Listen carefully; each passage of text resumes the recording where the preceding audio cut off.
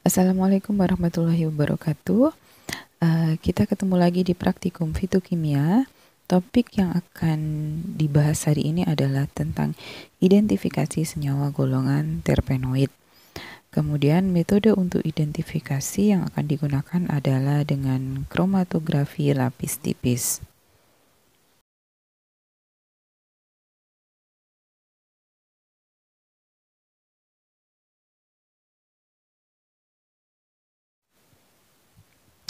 Sampel yang akan digunakan adalah ekstrak sambiloto dengan fase diam silika JF254 normal phase dan fase geraknya adalah kloroformetanol 9:1 serta penampak noda adalah anisaldehid asam sulfat.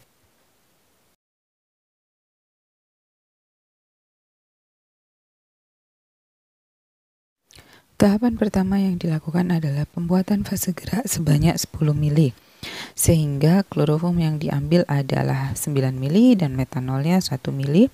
Kemudian fase gerak dijenuhkan ke dalam chamber yang telah diberi kertas saring.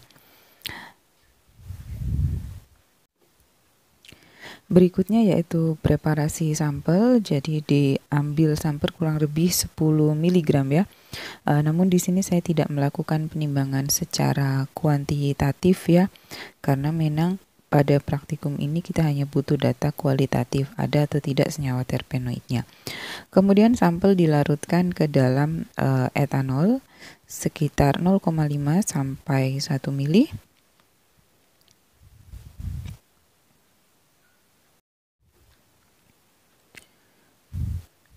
Nah, yang ada di dalam mikrotub itu adalah standar dari senyawa andrografolit ya. Standar juga dilarutkan di dalam etanol, kemudian dilanjutkan dengan menotolkan sampel di plat KLT. Jadi ada dua totolan nanti. Yang pertama adalah totolan standar andrografolit, kemudian yang kedua adalah ekstrak sambiloto.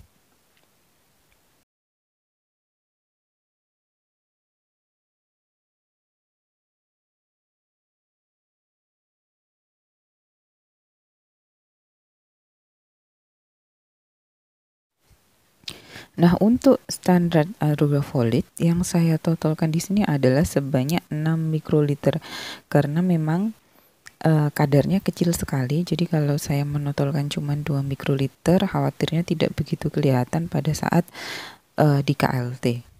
Sementara itu untuk ekstrak, volume yang ditotolkan tetap yaitu 2 mikroliter.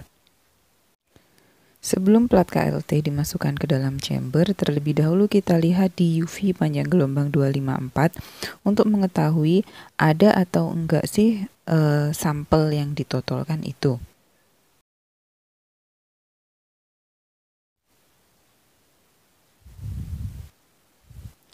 Oke, berikutnya adalah tahap eluasi dari plat KLT di dalam chamber yang telah jenuh.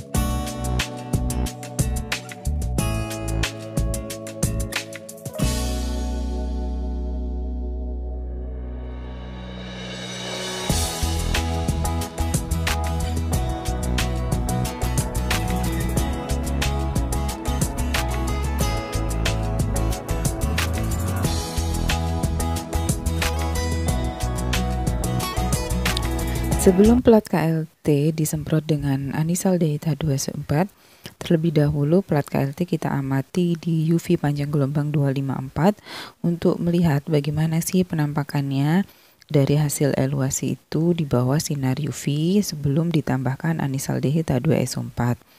Nah, setelah ditambahkan anisaldehid H2SO4, berikutnya plat KLT itu dipanaskan di hot plate pada suhu 120 sampai 125 derajat Celcius.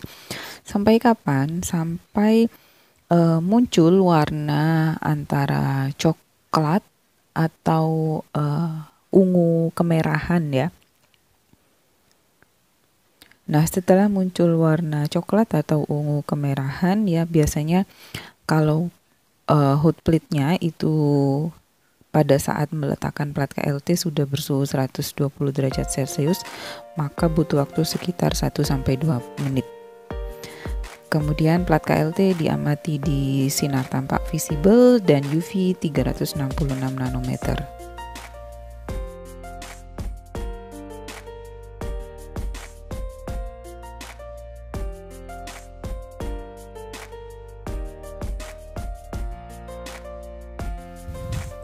Nah, tugas pada praktikum kali ini adalah yang pertama, saudara harus mencari senyawa apa yang terdapat pada standar andrografolit. Saudara bisa lihat di hasil KLT bahwa pada standar andrografolit terdapat 3 spot utama. Kemudian, kalau sudah tahu ada senyawa apa saja, maka tugas berikutnya adalah saudara prediksi spot dan nilai RF dari masing-masing senyawa tersebut. Demikian praktikum untuk identifikasi senyawa terpenoid.